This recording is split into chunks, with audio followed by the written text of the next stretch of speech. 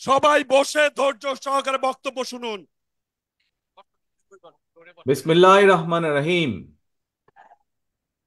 আসসালামু আলাইকুম। প্রিয় বাংলাদেশ, আজ কারামুক্ত। পুরো বাংলাদেশটাকেই বিগত 15 বছর ধরে বন্দি করে ফেলা হয়েছিল। আয়নাঘর মুক্ত আজ আমাদের প্রিয় বাংলাদেশ। বিরোধী মতের মানুষকে আয়নাঘরে আটকে রাখা হতো। আজ উন্মুক্ত হয়েছে গণতন্ত্রের দ্বার। আজ মুক্ত, স্বাধীন প্রিয় বাংলাদেশ। প্রিয় বাংলাদেশের সাহসী ছাত্র জনতাকে বিরচিত অভিনন্দন। প্রিয় দেশবাসী, আপনাদের ঐক্যবদ্ধ আন্দোলনে গণহত্যাকারী হাসিনা দেশ ছেড়ে পালিয়েছে। প্রমাণ হয়েছে আবারও মুক্তিযুদ্ধের বাংলাদেশ কখনো পরাজয় মানে না, মানতে পারে না এবং মানবে না। বাংলাদেশের পক্ষের শক্তি ঐক্যবদ্ধ থাকলে কোনো অপশক্তি বাংলাদেশকে দমিয়ে রাখতে পারবে না, ইনশাল্লাহ। 1971 এর মুক্তিযুদ্ধ আর 2024-এর মুক্তিযুদ্ধ, উভয় মুক্তিযুদ্ধেই জনগণের বার্তা একটি। কি সেটি? সেই বার্তা হলো, শর্ত দিয়ে স্বাধীনতা হয় না। স্বাধীনতা প্রিয় জনগণ, স্বাধীনতা অর্জন কিংবা স্বাধীনতা রক্ষায় কোনো শর্ত মানে না, মানতে রাজি না। গণহত্যাকারী স্বৈরাচারী হাসিনা পালিয়ে যাবার পরে বাংলাদেশ থেকে, প্রিয় বাংলাদেশ থেকে আমি যত মানুষের সাথে কথা বলেছি, প্রতিটি মানুষ অনুভূতি প্রকাশের প্রথম উচ্চারণ ছিল, বাংলাদেশ স্বাধীন হয়েছে। স্বাধীন বাংলাদেশ থেকে বলছি। দেশ এবং জনগণকে স্বাধীন করতে গিয়ে চোখে মুখে বুকে গুলি আলিঙ্গন করা আবু সাইদ কিংবা মুগ্ধের মতন হাজারো ছাত্র ছাত্রী, তরুণ তরুণীকে প্রাণ বিসর্জন দিতে হয়েছে। আহত হয়েছেন অসংখ্য, অগণিত মানুষ। এর ভিতরে ছাত্র ছাত্রী রয়েছেন, এর ভিতরে রয়েছেন সাধারণ মানুষ, গৃহিণী, এর ভিতরে রয়েছেন রাজনৈতিক নেতা কর্মী বৃন্দ।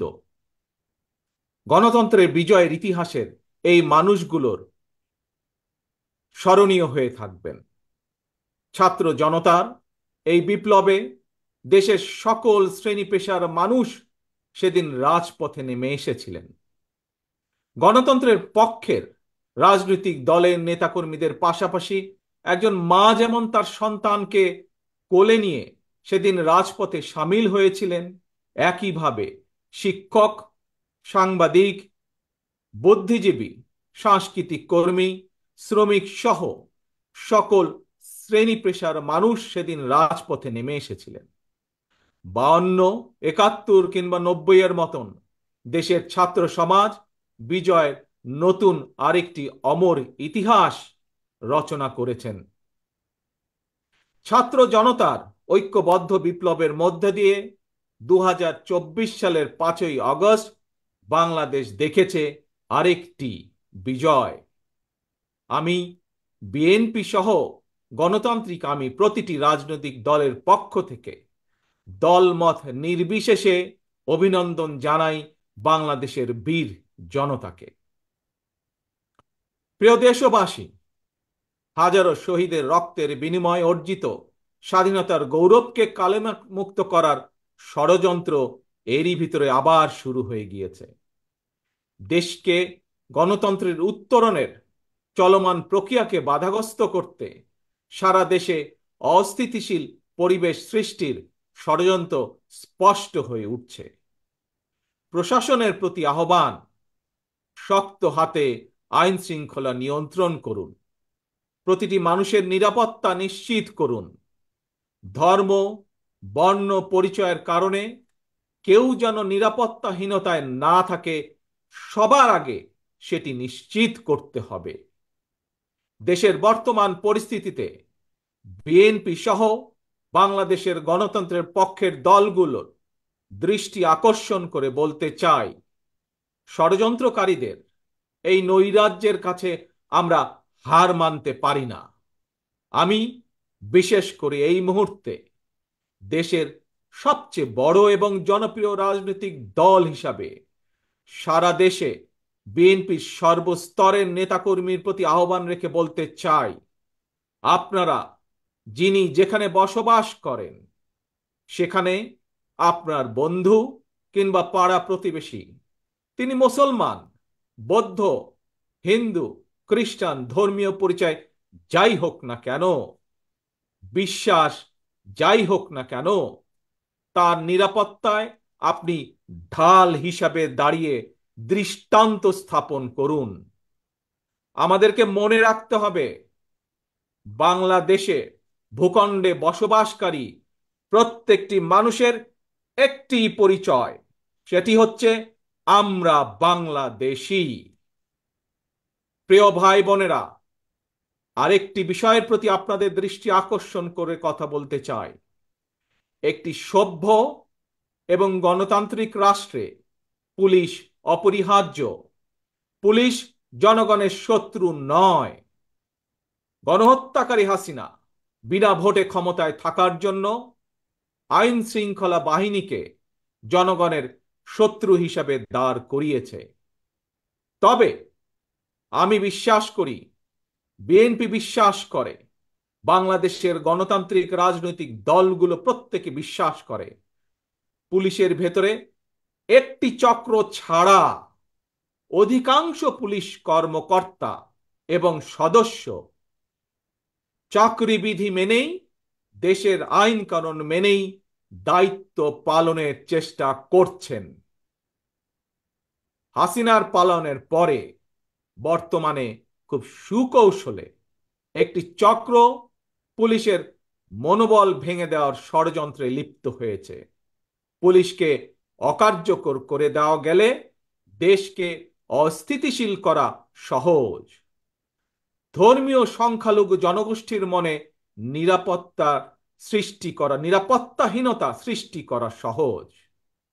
অস্থিতিশীলকারীদের আমি হুঁশিয়ার করে দিয়ে বলতে চাই, পুলিশ কিংবা ধর্মীয় সংখ্যালঘু জনগোষ্ঠী আজ থেকে, এই মুহূর্ত থেকে হামলা কিংবা নৈরাজ্য বন্ধ করুন।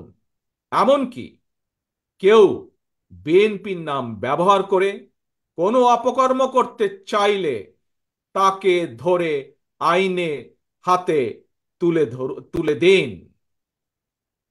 কোনো পুলিশের বিরুদ্ধে কোনো সুনির্দিষ্ট অভিযোগ থাকলে সংশ্লিষ্ট কর্তৃপক্ষের কাছে যথা নিয়মে অভিযোগ দায়ের করুন।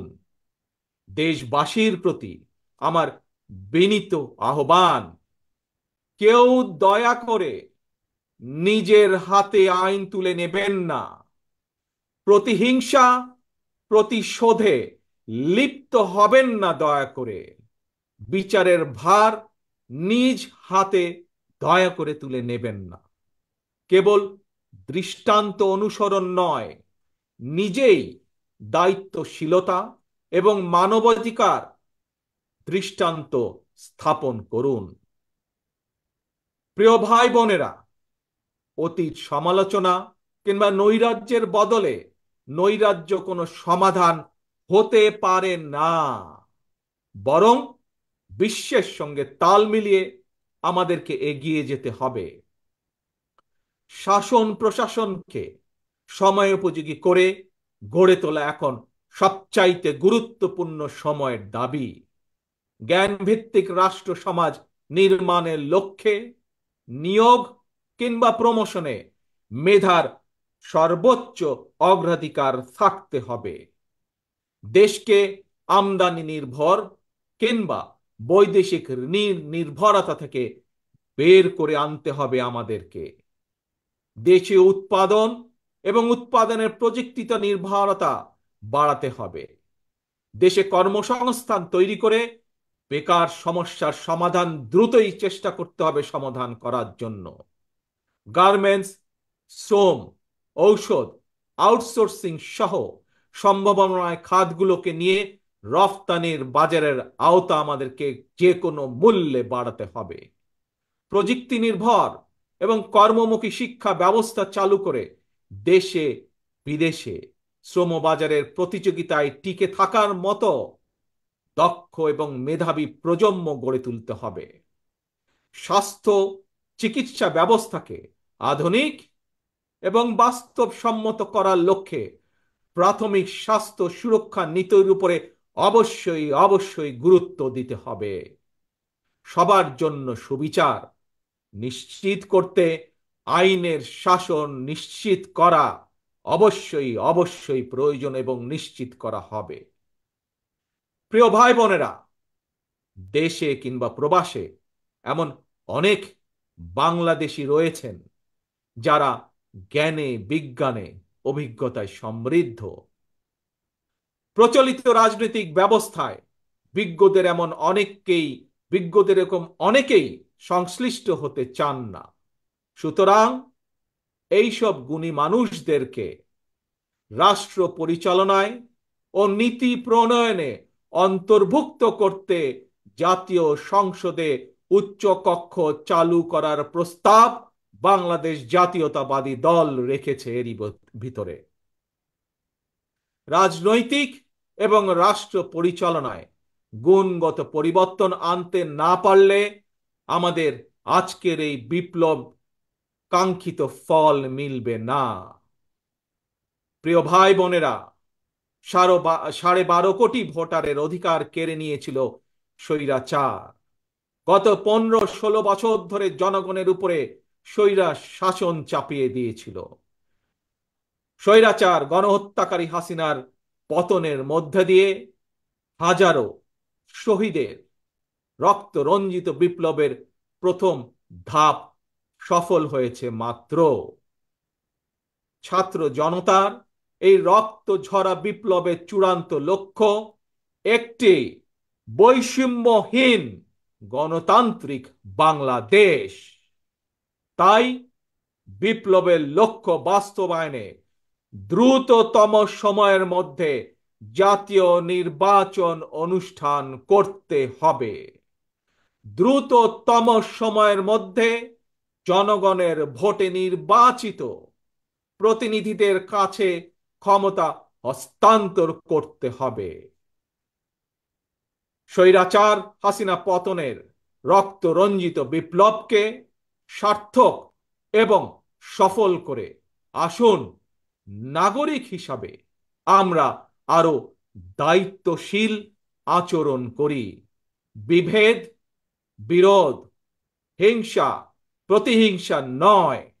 আসুন সবাই মিলে রাষ্ট্র এবং সমাজে মুক্তিযুদ্ধের মূল মন্ত্র সাম্য, মানবিক মর্যাদা, সামাজিক সুবিচার প্রতিষ্ঠা করার শপথ গ্রহণ করি। নতুন প্রজন্মের জন্য একটি দুর্নীতিমুক্ত এবং জবাবদিহিমূলক একটি নিরাপদ গণতান্ত্রিক বাংলাদেশ আমরা গড়ে তোলার সর্বোচ্চ চেষ্টা করি। সর্বশেষে আমি আমার দলের নেতা কর্মী সমর্থক শুভাকাঙ্ক্ষীদের উদ্দেশ্যে বলতে চাই, আমরা সকলে ঐক্যবদ্ধ থাকলে তারুণ্যের জন্য যে তারুণ্যর নেতৃত্বে আজ বাংলাদেশের এই বিপ্লব সফল হয়েছে, আমরা সকলে ঐক্যবদ্ধ থাকলে আগামী দিনের বাংলাদেশের জন্য তারুণ্যের জন্য একটি নিরাপদ ভবিষ্যৎ আমরা গড়তে পারবো ইনশাল্লাহ। সবাই যার যার এলাকায় জনগণের সঙ্গে থাকবেন, জনগণকে সঙ্গে রাখবেন, কারণ জনগণই বিএনপির সকল ক্ষমতার উৎস। আল্লাহ হাফেজ। বাংলাদেশ জিন্দাবাদ। বাংলাদেশ জাতীয়তাবাদী দল জিন্দাবাদ।